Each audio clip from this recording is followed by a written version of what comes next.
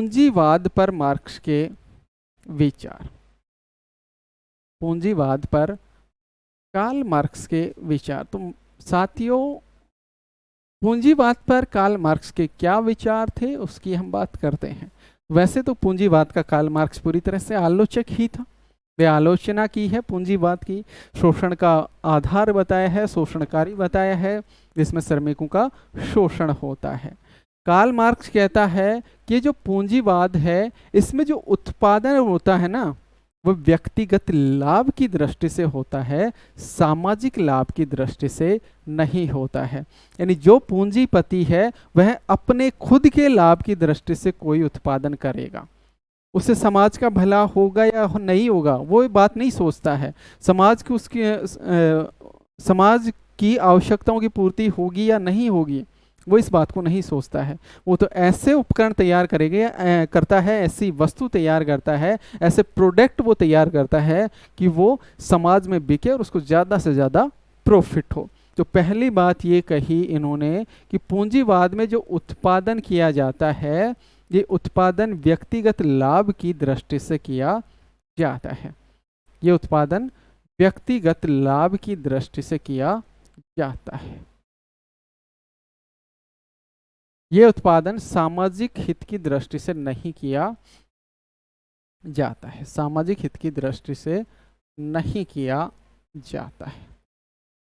दूसरा जो पूंजीवाद के संबंध में कार्ल मार्क्स का विचार है वो ये है कि जो पूंजीवाद है इसमें विशाल उत्पादन होता है और एकाधिकार भी होता है उत्पादन पर।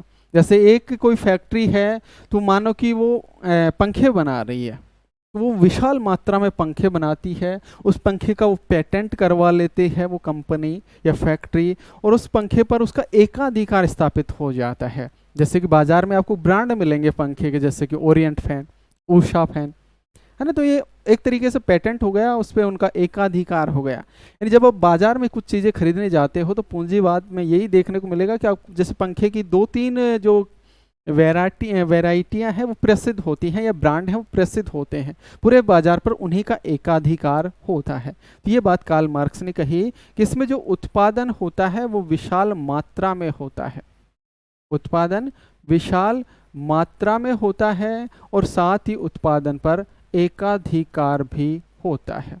यानी जो पूंजीपति है उसका एकाधिकार भी होता है। इससे होता क्या है कि पूंजी एक जगह एकत्रित हो जाती है, पूंजी के संचय को बढ़ावा मिलता है, पूंजी का केंद्रीयकरण कुछ ही व्यक्तियों तक हो जाता है। तीसरी बात जो पूंजीवाद के संबंध में मार्क्स ने कही कि ये जो पूंजीवाद है ये कृत्रिम संकटों का जन्मदाता है। पूंजीवाद कृत्रिम संकटों का जन्मदाता है, यानी इसमें जानबूझकर, ये जो पूंजीवाद है इसमें जानबूझकर कृत्रिम संकट पैदा किए जाते हैं। जैसे कि कोई वस्तु है, किसी कारखाने ने ज़्यादा मात्रा में उत्पादित कर दी और हुआ क्या कि उस वस्तु की मांग है वो मार्केट में कम हो गई। जब मांग कम हो गई तो उस वस्तु का मूल्य है वो गिरेगा। भाई ये होता है ना कि मांग और पूर्ति पर चलता है पूंजीवाद में। जो बाजार निर्धारित होता है या किसी वस्तु का जो मूल्य निर्धारित होता है वो 2 बातों पर निर्धारित होता है, मांग और पूर्ति। अर्थात वस्तु की मांग कितनी है और वस्तु की पूर्ति कितनी हो रही है।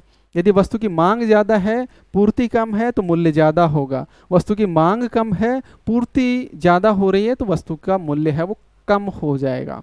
तो जब ऐसी स्थिति आती है कि वस्तु की मांग तो कम हो जाती है और उसका उत्पादन ज़्यादा हो जाता है, अर्थात पूर्ति ज़्यादा हो जाती है, तो ऐसे समय में जो पूंजीपति करते क्या है, इन्होंने जो माल उत्पादित कर दिया उसको ये नष्ट कर देते हैं या फिर छुपा देते हैं, कालाबाजारी कर देते हैं, और जानबूझकर मार्केट में इस बात का प्रदर्शन किया जाता है कि ये जो वस्तु है इसके उत्पादन में कमी हो गई है, ये वस्तु बाजार में मिल ही नहीं रही है।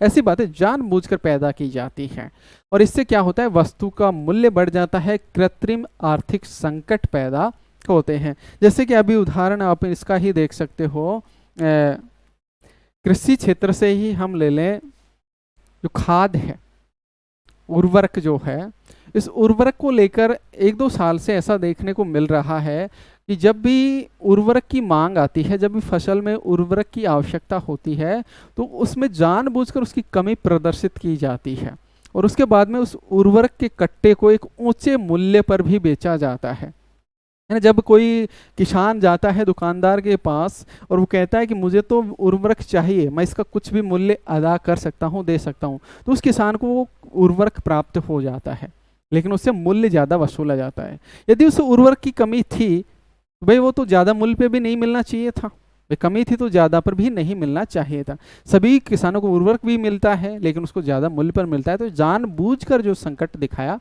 जाता है, ये कृत्रिम संकटों का जन्म दाता है।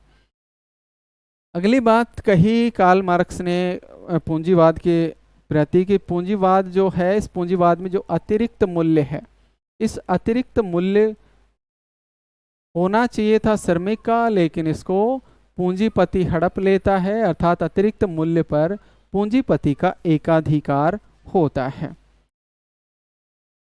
ये जो पूंजीवाद है, इसमें श्रमिक के वैयक्तिक चरित्र का लोप हो जाता है।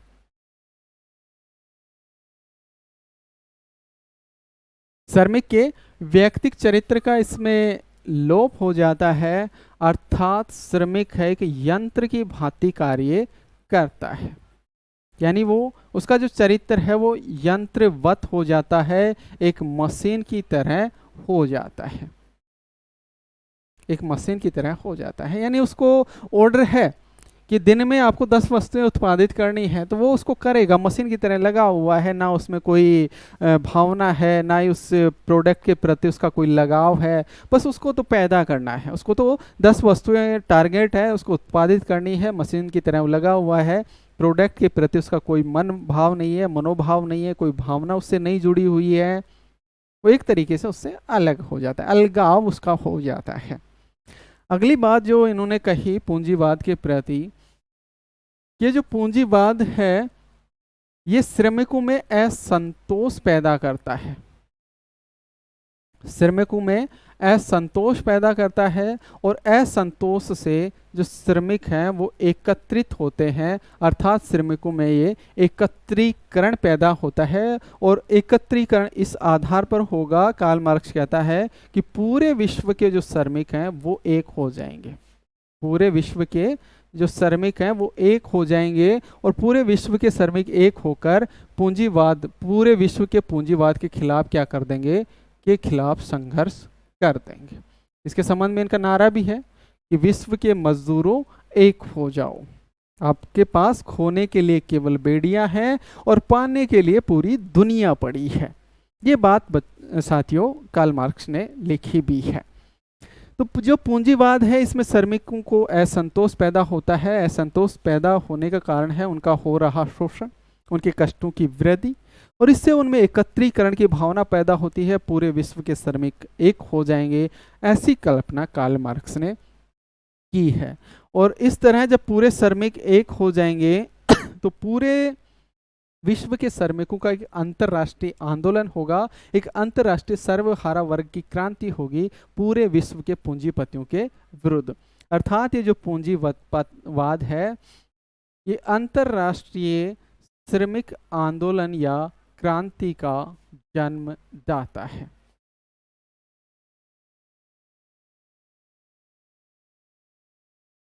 अंतर्राष्ट्रीय श्रमिक आंदोलन या क्रांति का पूंजीवाद क्या है, जन्मदाता है।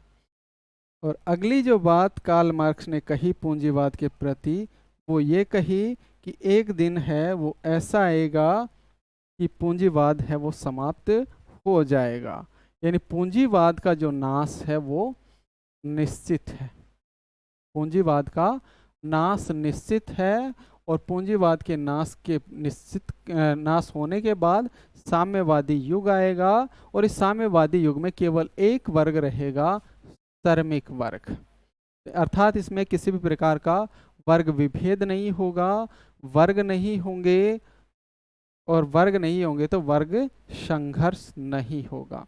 अर्थात जिस दिन पूंजीवाद का समापन हो जाएगा, जिस दिन पूंजीवाद का समापन हो जाएगा तो पूंजीवाद की समाप्ति के बाद कुछ चीज़ें हैं वो भी समाप्त या लुप्त हो जाएंगे, जैसे कि वर्ग लुप्त हो जाएंगे, जैसे कि राज्य लुप्त हो जाएंगे, जैसे कि विचारधारा लुप्त हो जाएगी, जैसे कि संघर्ष लुप्त हो जाएगा। ये सब क्या हो जाएंगे? लुप्त हो जाएंगे। वर्ग लुप्त हो जाएंगे, राज्य लुप्त हो जाएगा, संघर्ष लुप्त हो जाएगा, विचारधारा लुप्त हो जाएंगी। तो इस तरह पूंजीवाद का कम्युनिस्ट मैनिफेस्टो में जो वर्गीकरण वर्णन कार्ल मार्क्स ने दिया है, कम्युनिस्ट मैनिफेस्टो में जो वर्णन कार्ल मार्क्स ने पूंजीवाद का दिया है, वो पूंजीवाद का वर्णन कैसा है? पूंजीवाद को इसमें शोषणकारी व शोषणकारी बताया है। पूंजीवाद की आलोचना कार्ल मार्क्स ने की है। लेकिन जो कम्युनिस्ट मैनिफेस्टो है, इसमें इन आलोचनाएं होने के बावजूद भी कार्ल मार्क्स ने 3 कारणों से पूंजीवाद की प्रशंसा की है। 3 कारणों से पूंजीवाद की प्रशंसा भी कार्ल मार्क्स ने की है। अभी 3 कारण कौन कौन से बताए उसकी हम बात करें। 3 कारण जिनके आधार पर कम्युनिस्ट मैनिफेस्टो में कार्ल मार्क्स ने पूंजीवाद की प्रशंसा की है। तो पहला है कि उत्पादन के साधनों व तकनीकों में क्रांतिकारी परिवर्तन। उत्पादन के साधनों और तकनीकों में क्रांतिकारी परिवर्तन। कार्ल मार्क्स ने यह स्वीकार किया है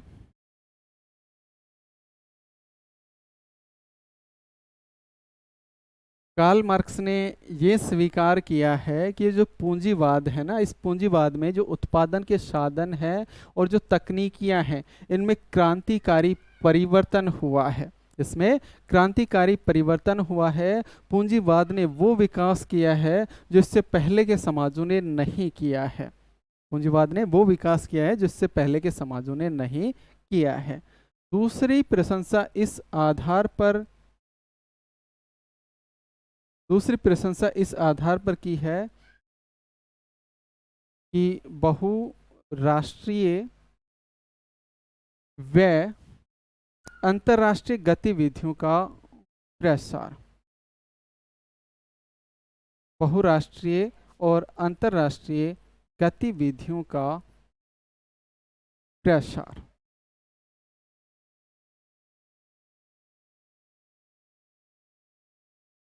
इसमें जो पूंजीवाद है, इसमें राष्ट्रीय सीमा के पार संसाधनों की खोज के लिए व्यक्ति जाता है या पूंजीपति जाते हैं। कच्चा माल प्राप्ति के लिए राष्ट्रीय सीमा के पार पूंजीपति जाते हैं। तो राष्ट्रीय सीमा के पार कच्चे माल के प्राप्ति के लिए व अन्य खोजों के लिए जो पूंजीपति जाते हैं, तो इससे गतिविधियां कैसी होती हैं? बहुराष्ट्रीय व अंतर्राष्ट्रीय गतिविधियों का प्रसार होता है, और ऐसा पूंजीवाद में ही संभव है। तीसरी प्रशंसा ये की है कि पूंजीवाद में भौगोलिक सामीप्य पैदा हुआ है और शहरी सभ्यता का विकास हुआ है। अर्थात आज यातायात के साधनों का विकास इतना ज़्यादा हो चुका है कि हम एक लंबी दूरी भी कुछ ही घंटों में तय कर सकते हैं हवाई जहाज़ के माध्यम से। फिर उसके बाद में जैसे इंटरनेट का आविष्कार हो गया, तो इंटरनेट के आविष्कार के बाद तो पूरी दुनिया है वो एक छोटा सा गांव बन गया है। कहीं भी कोई घटना होती है पूरे विश्व में, आपको वो घटना की जानकारी तुरंत कुछ ही सेकंडों में प्राप्त हो जाती है। जैसे कि मैं यहाँ से क्लास ले रहा हूँ और मेरी क्लास पूरे वर्ल्ड में कहीं भी देखी जा सकती है इसी समय। तो ये जो सब हुआ है वो पूंजीवाद में जो तकनीकी विकास हुआ है उसके माध्यम से हुआ है। अर्थात पूंजीवाद में भौगोलिक सामीप्यता आई है और साथ ही शहरों का विकास हुआ है, शहरी सभ्यता का विकास हुआ है। तो इन 3 कारणों से कार्ल मार्क्स ने पूंजीवाद की प्रशंसा भी की है। कम्युनिस्ट मैनिफेस्टो के लिए या कम्युनिस्ट मैनिफेस्टो के महत्व के संबंध में लास्की ने लिखा है कि कम्युनिस्ट मैनिफेस्टो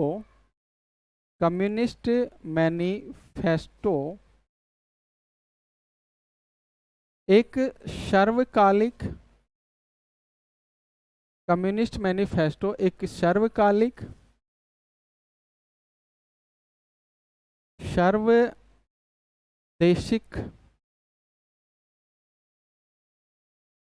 सर्वाधिक महत्वपूर्ण राजनीतिक अभिलेख है। सर्वाधिक महत्वपूर्ण राजनीतिक अभिलेख है।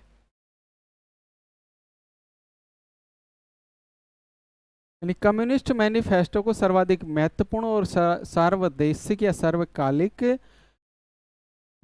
राजनीतिक अभिलेख कार्ल मार्क्स के कम्युनिस्ट मैनिफेस्टो को लास्की ने माना है। और लोस्की ने ये जो कम्युनिस्ट मैनिफेस्टो है, इस कम्युनिस्ट मैनिफेस्टो की जो तुलना की है, एक तो 1776 की अमेरिकी स्वतंत्रता की घोषणा से की है, 1776 की अमेरिकी स्वतंत्रता की घोषणा से की है, और 1789 में जो फ्रांस की क्रांति हुई थी और उससे जो अधिकार मिले अर्थात फ्रांसीसी अधिकारों की घोषणा से इसकी तुलना की है। तो कम्युनिस्ट मैनिफेस्टो की तुलना जो लास्की ने की है, एक तो 1776 की अमेरिकी स्वतंत्रता की घोषणा से की है और दूसरी 1789 की फ्रांसीसी अधिकारों की घोषणा से की है।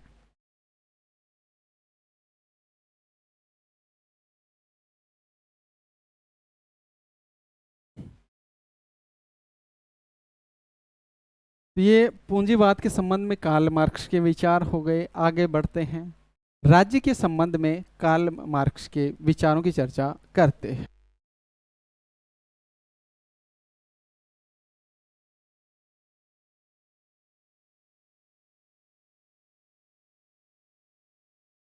राज्य संबंधी कार्ल मार्क्स के विचार।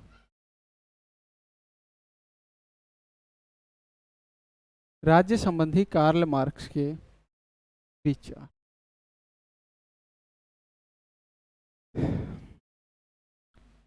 राज्य की उत्पत्ति। राज्य की उत्पत्ति।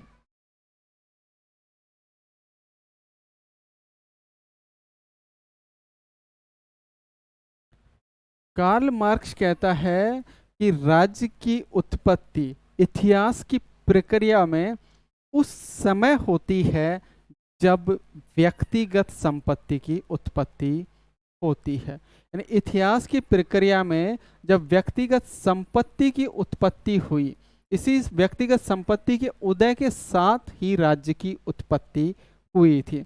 और जैसे ही व्यक्तिगत संपत्ति आई तो जो राज्य था, जो समाज था, वो समाज दो वर्गों में बट गया। समाज दो वर्गों में बट गया। एक संपत्तिशाली व्यक्ति, एक संपत्तिशाली वर्ग और दूसरा संपत्तिहीन वर्ग। दूसरा संपत्तिहीन वर्ग। और कार्ल मार्क्स ने कहा कि ऐसा सबसे पहले दास युग में हुआ था। यानी दास युग में व्यक्ति ने कृषि और पशुपालन शुरू किया और कृषि और पशुपालन के शुरू होते ही दास वर्ग में पैदा हो गई व्यक्तिगत संपत्ति। और जैसे ही व्यक्तिगत संपत्ति पैदा हुई, वर्ग जो समाज था दो वर्गों में बट गया, स्वामी वर्ग और दास वर्ग। स्वामी वर्ग और दास वर्ग। स्वामी वर्ग वह था जिसका उत्पादन के साधनों पर स्वामित्व था, अर्थात कृषि और पशुपालन पर भूमि पर स्वामित्व था। और दास था, ये केवल स्वामी की सेवा करता था और स्वामी की कृषि पर कार्य करता था, उसके घरेलू कार्य करता था।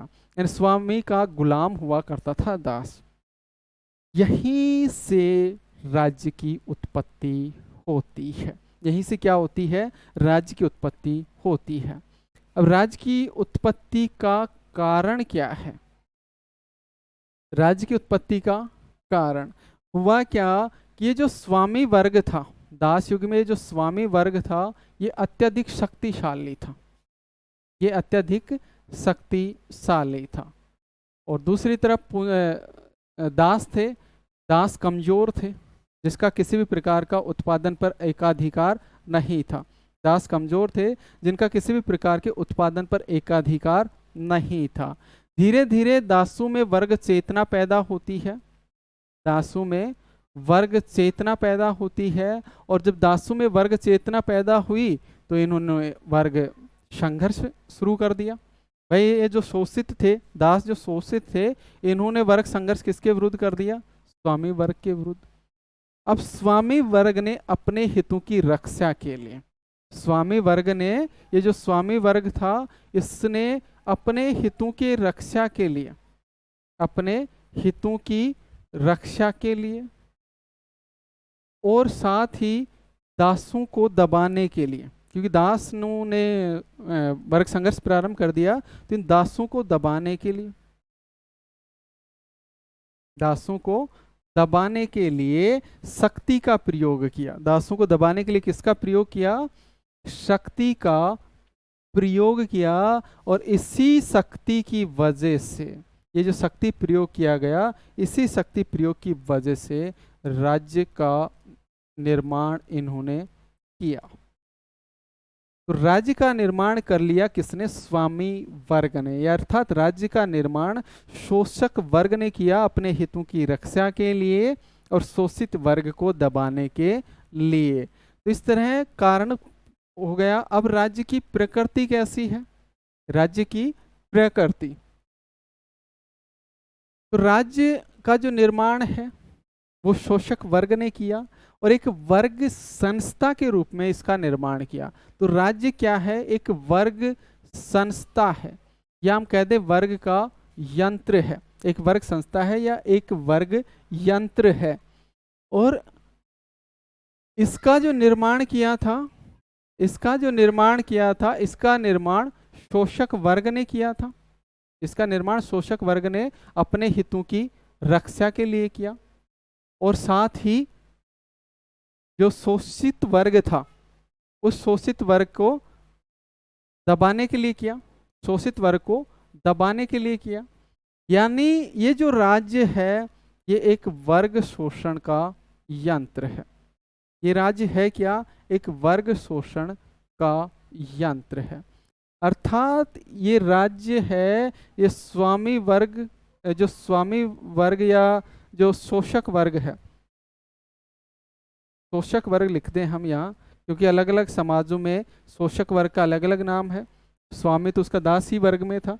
तो जो शोषक वर्ग है, ये शोषक वर्ग के हाथों में वर्ग शोषण का यंत्र है, राज्य उपकरण है ये राज्य। और इस उपकरण के माध्यम से जो शोषक वर्ग है वो किसका शोषण करता है? वो शोषित वर्ग का शोषण करता है। तो इस तरह राज्य की जो उत्पत्ति की या राज्य का जो निर्माण किया शोषक वर्ग ने किया। और जब शोषक वर्ग ने राज्य का निर्माण किया तो राज्य कैसी संस्था है? राज्य कृत्रिम संस्था है। तो राज्य की प्रकृति कैसी है? राज्य कृत्रिम है, वर्ग शोषण का यंत्र है, एक वर्ग यंत्र है। और ये जो राज्य है ना स्वायत्त नहीं है। ये जो राज्य है ये स्वायत्त नहीं है, बल्कि ये क्या है? ये जो शोषक वर्ग है उसके अधीन है। ये स्वायत्त नहीं है, ये वर्ग शोषक वर्ग के अधीन है। राज्य शोषक वर्ग के अधीन है, स्वायत्त नहीं है। ये राज्य की प्रकृति हो गई।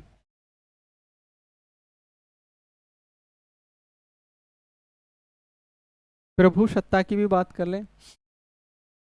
राज्य की प्रभु सत्ता, तो कार्ल मार्क्स का मानना है कि राज्य की जो प्रभु सत्ता है ना वो राज्य की प्रभु सत्ता नहीं है, बल्कि वो वास्तव में शोषक वर्ग की प्रभु सत्ता है।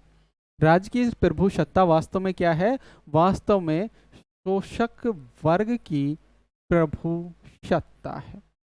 तो राज्य के पास कोई प्रभु सत्ता नहीं है, प्रभु सत्ता वास्तव में शोषक वर्ग के पास है।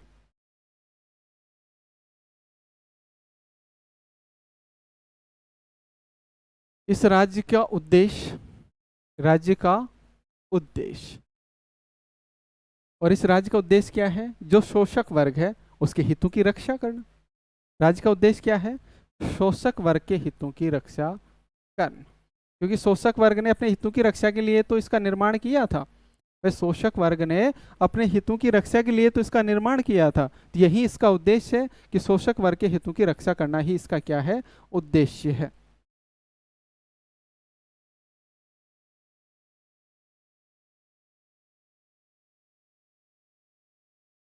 जो कम्युनिस्ट मैनिफेस्टो है, इसमें कार्ल मार्क्स ने लिखा है, कम्युनिस्ट मैनिफेस्टो में कार्ल मार्क्स ने लिखा है कि राज्य पूंजीपतियों की कार्य समिति है। राज्य पूंजीपतियों की कार्य समिति है।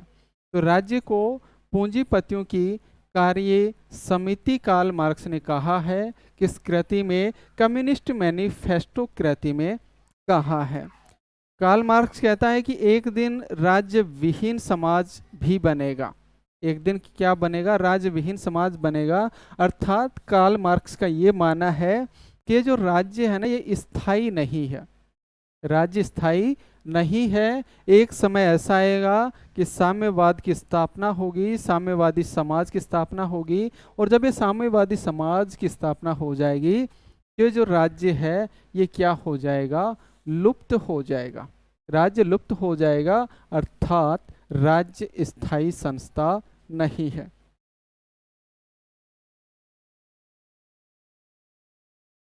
एंजल्स ने, जो फ्रेडरिक एंजल्स था कार्ल मार्क्स का मित्र, इसने कहा है कि राज्य एक वर्ग द्वारा, राज्य एक वर्ग द्वारा दूसरे वर्ग के दमन के लिए यंत्र है।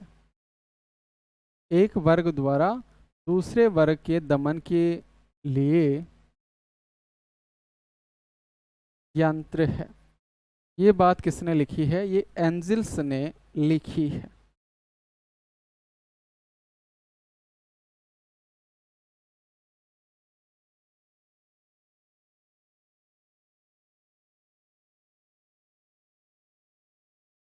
ये कार्ल मार्क्स के राज्य संबंधी विचार हो गए। राज्य संबंध में एक विचार और है कार्ल मार्क्स का, वो है बोनापार्टिज्म राज्य। बोनापार्टिज्म राज्य, ये अवधारणा और है कार्ल मार्क्स की। इस अवधारणा या सिद्धांत का जो कार्ल मार्क्स ने वर्णन किया है, वो कार्ल मार्क्स की कृति है 18वां लुई बोनापार्ट।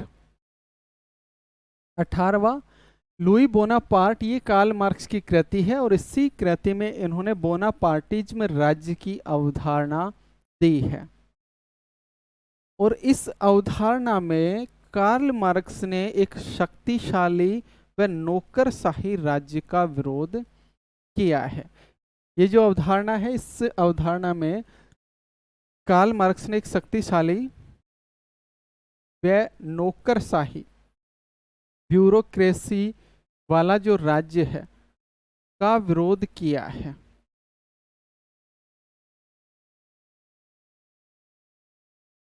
और सर्वहारा वर्ग को कहता है कि इस राज्य को समाप्त करें।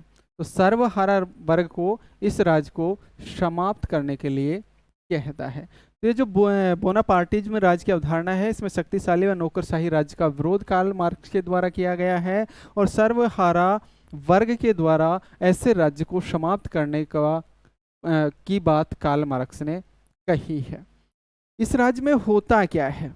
ये जो बोनापार्टिज्म राज्य है, इसमें एक ऐसी स्थिति पैदा हो जाती है, एक ऐसी स्थिति पैदा हो जाती है कि जो शासन की शक्तियां हैं वो पूंजीपति के पास नहीं रहती। पूंजीपति या पूंजीवादी जो वर्ग है उसके पास नहीं रहती है। पूंजीवादी वर्ग के पास नहीं रहती है, बल्कि शासन की जो समस्त शक्तियां हैं, ये शासन की जो कार्यपालिका या कार्यकारिणी है उसके पास चली जाती हैं। कार्यपालिका या कार्यकारिणी के पास चली जाती हैं, अर्थात नौकरशाही के पास चली जाती है। यानी यहाँ जो राज्य का संचालन करता है वो शासक वर्ग नहीं करता है, बल्कि राज्य का जो संचालन किया जाता है वो नौकरशाही या ब्यूरोक्रेसी या कार्यकारिणी के माध्यम से किया जाता है। और ये जो कार्यकारिणी है ये शासन के समस्त अंगों पर, शासन के समस्त अंगों पर व समाज के समस्त अंगों पर, समाज के और शासन के समस्त अंगों पर जो अधिकार हो जाता है वो किसका हो जाता है? कार्यकारिणी का हो जाता है। यानी यहाँ कार्यकारिणी है, यहाँ जो कार्यकारिणी है वो शासन में सर्वोच्च हो जाती है। यानी एक ऐसी स्थिति है, ये एक ऐसी स्थिति है जिसमें जो पूंजीवादी वर्ग है वो शासन पर अपना अधिकार खो देता है। पूंजीवादी वर्ग शासन पर अपना आधिपत्य खो देता है, आधिपत्य खो देता है। और जो सर्वहारा या श्रमिक वर्ग है उसमें अभी तक ऐसी क्षमता पैदा नहीं होती है कि वो शासन का कार्य का संचालन कर सके। तो सर्वहारा वर्ग या जो श्रमिक वर्ग है इसमें अभी तक शासन की क्षमता नहीं है, यानी अभी तक इसमें शासन की क्षमता नहीं आई है कि शासन का संचालन कर सके। तो ऐसी स्थिति में जो शासन है वो किसके पास चला जाता है? कार्यकारिणी या नौकरशाहियों के हाथों में चला जाता है। अर्थात ये जो बोनापार्टिज्म राज्य की अवधारणा है ये दो विरोधी वर्गों के बीच संतुलन की अवधारणा है, दो विरोधी वर्गों के बीच संतुलन की अवधारणा है ना। वैसे कार्ल मार्क्स ने सभी जगह क्या माना है? वैसे कार्ल मार्क्स ने सभी जगह क्या माना है कि कोई भी समाज हो, कोई भी समाज हो उसमें क्या रहता है, कोई भी समाज क्यों ना हो उसमें वर्ग संघर्ष विद्यमान रहता है। लेकिन ये बोनापार्टिज्म राज्य एक ऐसा समाज है जिसमें वर्ग संघर्ष नहीं है, बल्कि पूंजीवादी और जो सर्वहारा वर्ग है इन दोनों में समन्वय है, संतुलन की स्थिति है। तो एक ऐसी ये धारणा है या एक ऐसी कृति है ये 18वीं लुई बोनापार्टिज्म, 18वां लुई बोनापार्ट की जो कृति है इनकी, जिसमें बोनापार्टिज्म राज्य की जो अवधारणा दी है ये एक ऐसी कृति है जिसमें वर्ग संघर्ष के अभाव को कार्ल मार्क्स ने माना है, वर्ग संघर्ष के अभाव को कार्ल मार्क्स ने माना है। कार्ल मार्क्स कहता है कि जो बोनापार्टिज्म राज्य है ये एक स्वायत्त राज्य है, स्वायत्त राज्य है। वैसे कार्ल मार्क्स ने क्या लिखा है कि राज्य स्वायत्त नहीं है बल्कि शोषक वर्ग के अधीन है। लेकिन इसमें हुआ क्या है कि जो शोषक वर्ग पूंजीपति वर्ग है उसमें तो शासन की क्षमता ही नहीं बची है, उस पर शासन के आधिपत्य करने की क्षमता ही नहीं बची है, ना ही अभी तक सर्वहारा वर्ग में वो शासन करने की क्षमता पैदा हुई है। तो इस तरह राज्य क्या हो गया? स्वायत्त हो गया। तो एकमात्र कृति या एकमात्र अवधारणा जिसमें राज्य को स्वायत्त माना है और वर्ग संघर्ष का वर्ग संघर्ष नहीं माना है बल्कि संतुलन माना है वर्गों के बीच। यानी एक ऐसा राज्य है ये दोनों वर्गों पर, ये एक ऐसा राज्य है बोनापार्टिज्म राज्य जो दोनों वर्गों पर नियंत्रण रखता है और दोनों वर्गों के ऊपर है। यानी राज्य के ऊपर कोई भी नहीं है बल्कि राज्य दोनों वर्गों के ऊपर है, दोनों वर्गों पर नियंत्रण रखता है। चलो ये बोनापार्टिज्म राज्य की अवधारणा समझ में आ गई होगी सभी साथियों को। तो आगे चलते हैं और एक विचार और देख लेते हैं कार्ल मार्क्स का, वो है धर्म संबंधी कार्ल मार्क्स का विचार। धर्म संबंधी कार्ल मार्क्स का विचार। तो कार्ल मार्क्स ने कई बार हम बात कर चुके हैं कि कार्ल मार्क्स ने धर्म को क्या माना है? धर्म को अफीम के समान माना है, धर्म को अफीम के समान।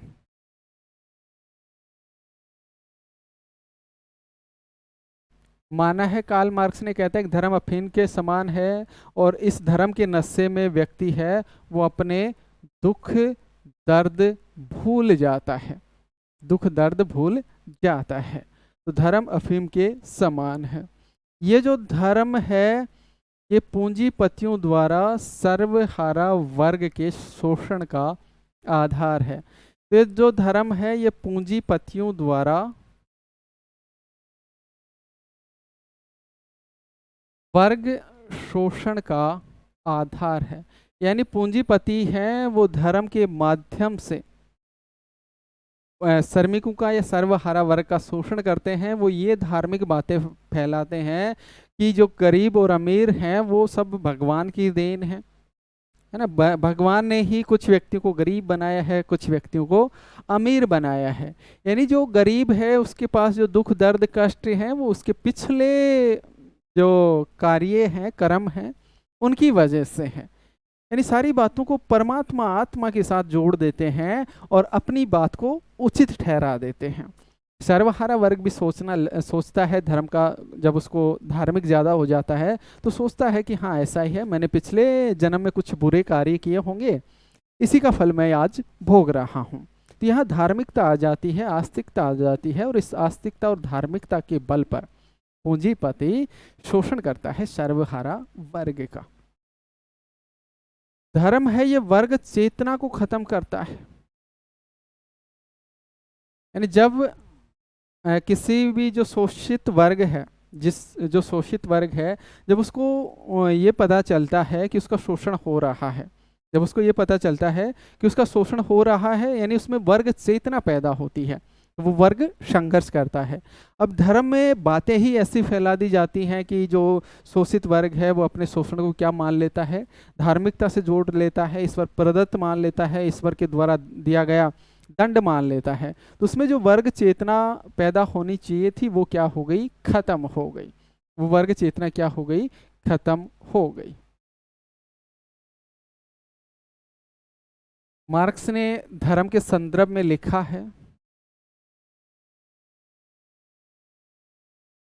कि धर्म पीड़ित लोगों की आहा, धर्म पीड़ित लोगों की आहा, बेदर्द दुनिया का दर्द,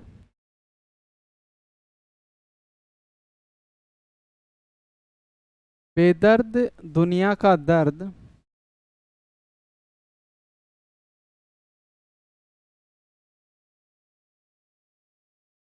आत्मविहीन स्थिति की आत्मा है। आत्म विहीन स्थिति की आत्मा है।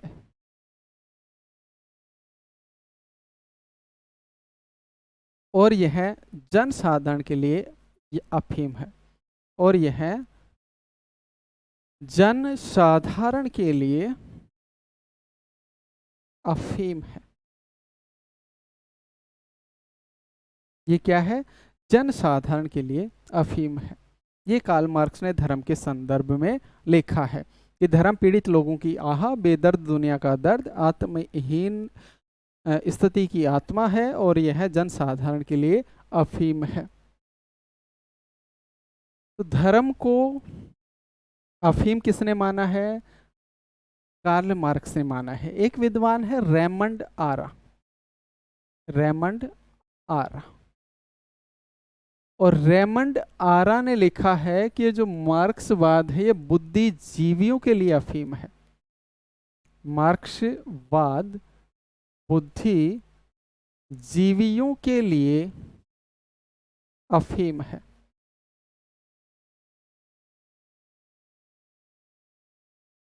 मार्क्सवाद बुद्धिजीवियों के लिए अफीम है, ये बात रेमंड आरा ने कही है।